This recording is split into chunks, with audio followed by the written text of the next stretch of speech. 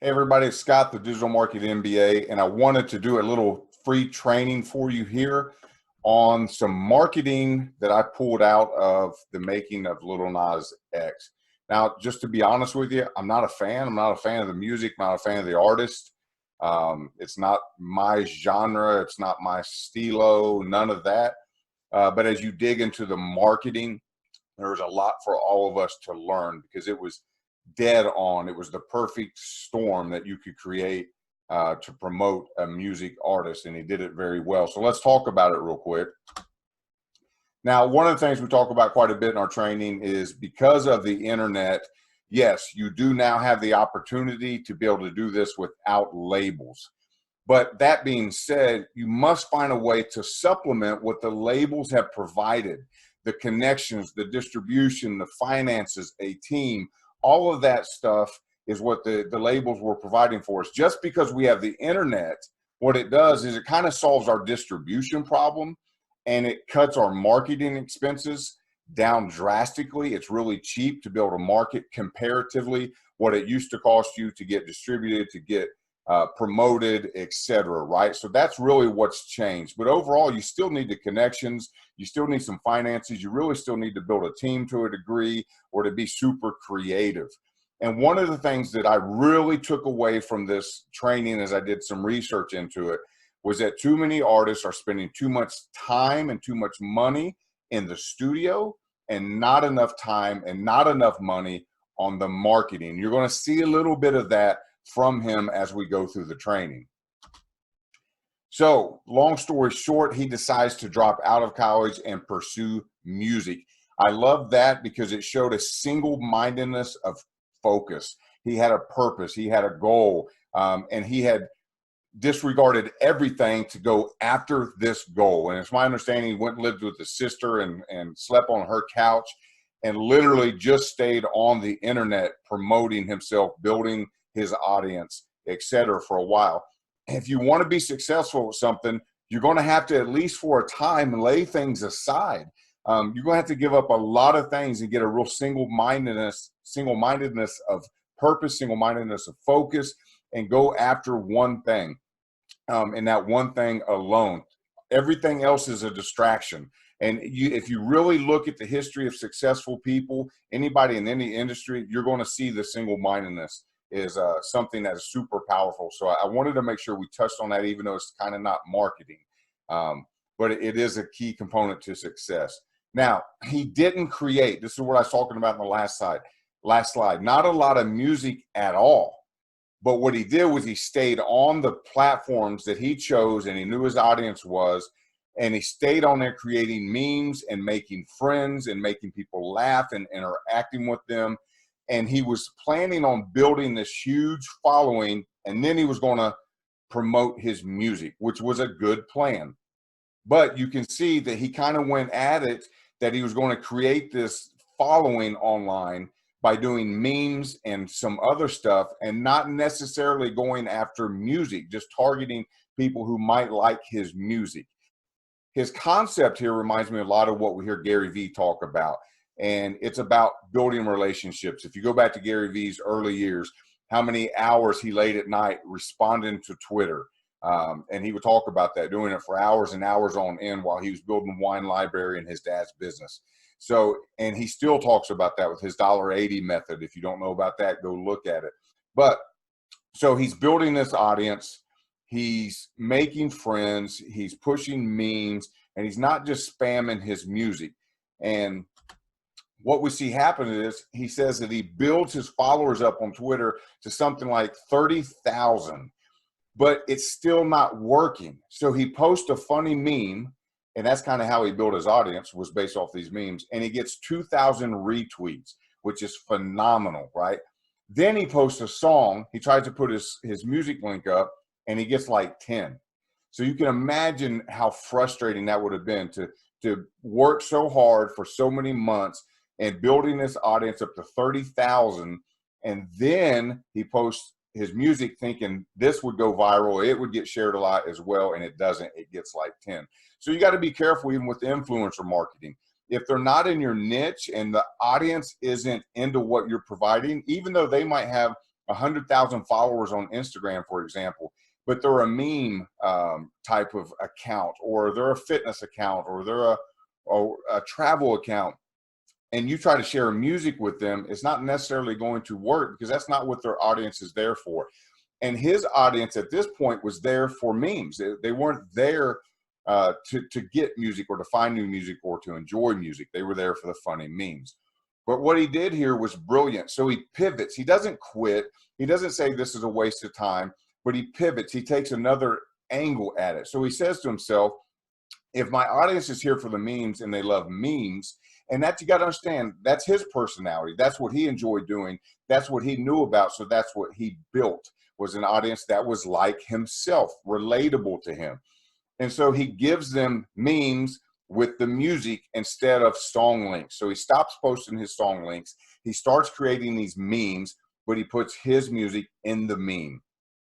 And he says it had to be short, it had to be catchy, and it had to be funny, which tells me he was very aware of what his demographic needed, his audience needed. And he knew they had a short attention span. He knew they needed a hook. And he knew that his audience came there for the humor and the memes. That self-awareness is super important. You have to be very aware of who your music speaks to, who your audience is, and how to connect with them on the level. You can't just pop in and say, new release from me. Nobody cares. Nobody knows you or your music. You're not famous yet. He understood what his audience enjoyed. He understood how to connect with them. And so he married the memes and the music together, which was brilliant. So the marriage of the music and the memes was Old Town Road to start with. And on December 2nd, we can see in this tweet here, he posted the song on a meme of a cowboy dancing. And this is where it really started to take off and get some really heavy traction. You can see by these numbers down here. And of course, if it ain't broke, don't fix it. So he found something that worked. The meme worked. The marriage of the meme and the music worked for him on that post. But he didn't stop there, okay? He continued to make short, viral, funny videos and attach this song in it. And he did over, this is what is impressive to me, he did over 100 different memes for Old Town Road on those 3 platforms he was focused on, which was Twitter, TikTok, and Reddit. So 100 memes over several months. So we can see here, he did another post in March, and he's kind of talking about he's sneaking the Old Town Road memes onto the internet for months until it caught on. For months. So this is where I want to challenge you. This is where I want to push back on you. How many of you have released a song, put one Facebook ad or tried to push it a little bit, or an Instagram post, or 10 or 20 for 3 days, 5 days, a week, a month, and then said, man, my own people won't even support me, my own family won't support me, and just quit and give up? I see that so much. It's hilarious. What this guy did over 100 different memes. You know how time consuming that is, and how creative you have to be and did it over several months before it started really taking off and making a huge difference. So it might take you a week to put your song together, but how many months are you willing to promote it? How many different pieces of content are you willing to make? How many different platforms are you willing to go on? So your Facebook ad didn't work, your Instagram story didn't work, and you put $5 behind it, or $20 behind it, or $50 behind it. Pivot, make another piece of content, try something different, change the copy, change the photo, change what part of the song you use, change the platform. 100 different memes. You can't quit because your one picture, your one ad, your one song link didn't work. This is all about testing, testing, testing. Now, out of those 100 different memes, did all 100 of them get 150,000 views and shares and 40,000 retweets? Absolutely not. There was only a handful in there. But you got to have the persistency and the tenacity to make lots of content and test it to figure out what's going to work. And you know what?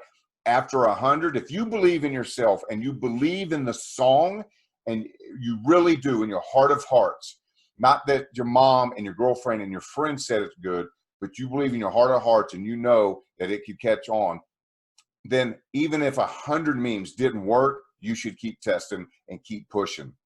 It's, you now know 100 things that don't work, but you got to keep testing and you got to keep pushing. Don't do the same thing twice. That's crazy. That's a waste of time. That's stupid. But keep testing till you find the one that works. And then in these memes, he put a link to the full song below for those who got curious of what the fun, catchy, hilarious song was. So streams start taking off. It's exploding for him. So he's realizing at Twitter, he's having a lot of success, but there's a whole different audience on TikTok who enjoys music and they enjoy humor. Also the same with Reddit. I've talked about Reddit quite a bit. I did a case study where I took less than $50, created something on, you have to know Reddit, you have to understand how to utilize Reddit, but I got over 1,000, I got almost 2,000 video views for a hip hop song that I had produced off Fiverr and used Reddit appropriately to get 2,000 views. Some of you, just because you don't go to any other platforms or don't know how to work the system on certain platforms, still have tons of music that have never gotten 1,000 streams on Spotify, have never gotten 1,000 views on YouTube. And I did it, the whole creation of the song, all the way up to 2,000 views for less than $50. That was production, that was mix and mastering, that was paying for features. There was no ad budget, no ad budget at all. I spent less than $50 creating the song, just did a thing on Reddit and got up to 1,000 views. But it takes some knowledge of marketing and copywriting and some skill. You can't just wing it. You can't just show up on Reddit and start spamming like so many of you do and just sending music links to tweets and to Reddit and to DMs and putting, just expecting people to connect to your music like that. It's got to be more creative, like we're kind of seeing here with Lil Nas X. So anyhow, he realized there's a whole different audience on TikTok who enjoys the music, the humor, the memes, and he has that success on Twitter, so he just transfers it. He understands where the attention is. He understands how to scale, okay? He's kind of maxing out, topping out on Twitter to a degree, but he knows that his demographic is also on TikTok. He also knows the audience on TikTok could relate to this. How many young people are on TikTok that are not on Twitter?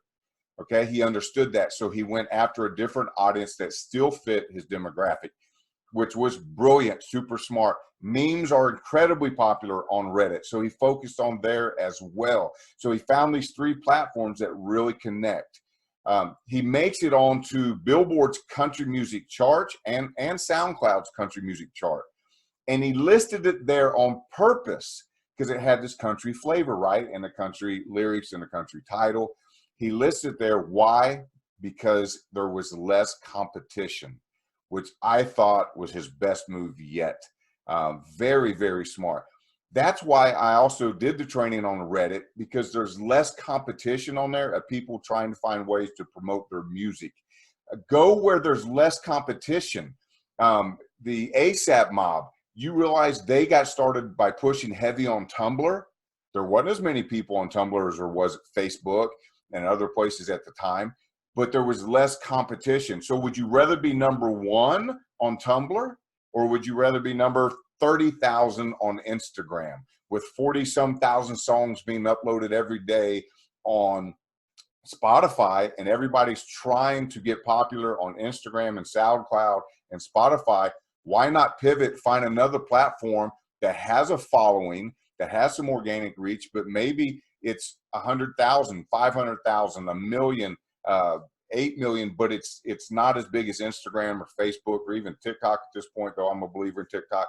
I'm just saying, find another area, because in that 100,000 people on a platform, if you can become number 1, we talked about this before, you only need 1,000 true fans to make a living at this and to start finding some real success. So want to challenge you on that. I thought that was the most brilliant thing he did. And it gets even better for him by choosing the country chart, right? So here we see an article, after a week on Billboard's country chart, Billboard removes it for not being true country. And look at this Associated Press article. Listen, there's no such thing as bad publicity. He's not crying, oh, I got kicked off the country chart. No, now the industry, the media, Associated Press, everybody starts talking about this young rapper who snuck onto the country Billboard charts And is it fair that he gets kicked off? Now everybody's having this conversation. How do we stop this from happening? Was it right? Was it fair? Is this racism? There's so many things that went into this, but it was brilliant because now it just took a fire that he had and threw gas on it and made it even bigger. And guess what? A couple weeks later, he's #1 on the Billboard charts for the category he should be in. And it doesn't stop there. Like, this guy just keeps going, right?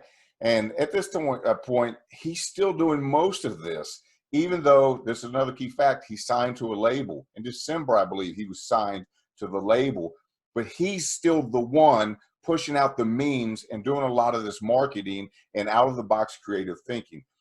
He may have got some finances to help him do better at it, but don't think just because a label signs you that all of a sudden they're going to give you the resources and you get to quit working. In my interview I did with Chris Schwartz, who was the founder of Rough House Records, he said when they looked for some artist to sign, they wanted somebody that was self-contained, which means people that could do it all on their own, and then they just infused money into it. So don't forget that. So what's he do now? He starts doing collaborations. I've talked about the importance of collaborations. If this person has 500 fans and you have 500 fans, you do a song together, both of you share it with your fans. Now it has the potential of 1,000 member reach versus your 500 alone. So he starts doing collabs with all these people that also have millions of people in their reach and in different genres. So now he's able to grow his fan base and reach all kinds of people that he would not have reached before on Twitter, Reddit, or TikTok. So another great thing about the collabs is each of these remixes, and I don't know if the label taught him this, but this was smart. Each of these remixes count as for the chart ranking on the original song too.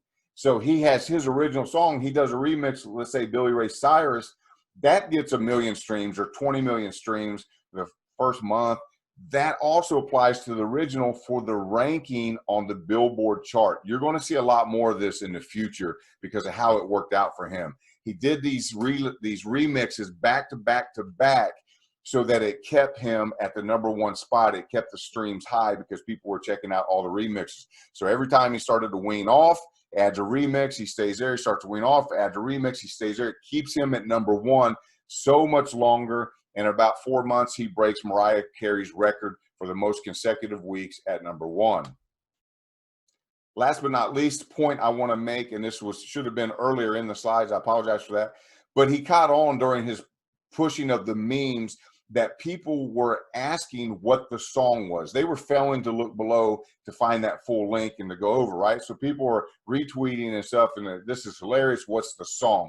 So not only did he just respond and try to give them the link, which many of us would have done, he actually goes and changed the song title on all platforms and to include the catchiest lyric. So people would say, that song that goes, he puts that in the song title. He also goes to, again, Reddit, who has a lot of traffic, which helps you rank in Google. And there's actually a subreddit where people search for the name of songs, and he puts that information in there.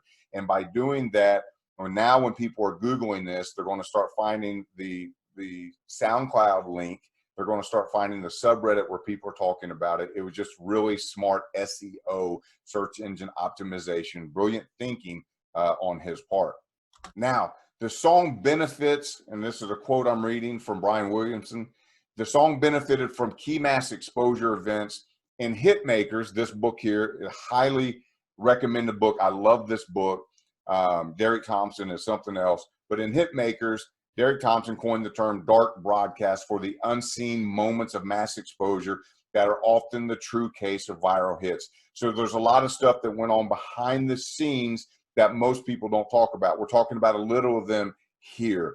But the marketing principles are timeless, right? It doesn't matter what era we're in. The same marketing principles about brand and about connecting with your audience and storytelling and understanding your audience.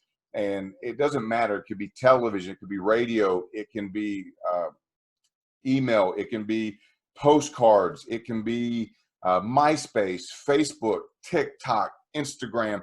The platforms are going to continue to change every decade. but the marketing principles do not change. That being said, you got to understand marketing. You got to learn a little bit about marketing. You got to read books like Hitmakers and some of these others that are giving you the ideas and the experiences. But here's the flip side of this. There's no cookie cutter process that you're going to be able to mimic. You cannot go and just start building a meme channel on Twitter today, get 30,000 followers, and do what he did. First of all, your music might not go well with memes. It might not be your stilo. It was his. You might be gangster rap, or trap or sad rap. It's not going to work with memes, right? So you've got to understand your audience. You've got to understand yourself, be aware of yourself, and build that audience based off of that. You can't just cookie cutter mimic somebody else. But if we look at the several slides that I went through today, we see the marketing principles that he used and thinking outside the box. And you got to be creative, and you got to look for that type of stuff. So what worked for him is not going to work for you. You got to be creative. The most important thing is you got to know your audience. Now, I'm going to do this that I never do in my free trainings, but I'm just going to make an offer for some of you who want to get to know me better, want to see what training with me is like, working with me is like, what my courses are like. You can look at this one of two ways. I'm going to give a free book away to those who sign up for my course, or if you want to flip it and say the course is free, you can think of it that way if you buy this book.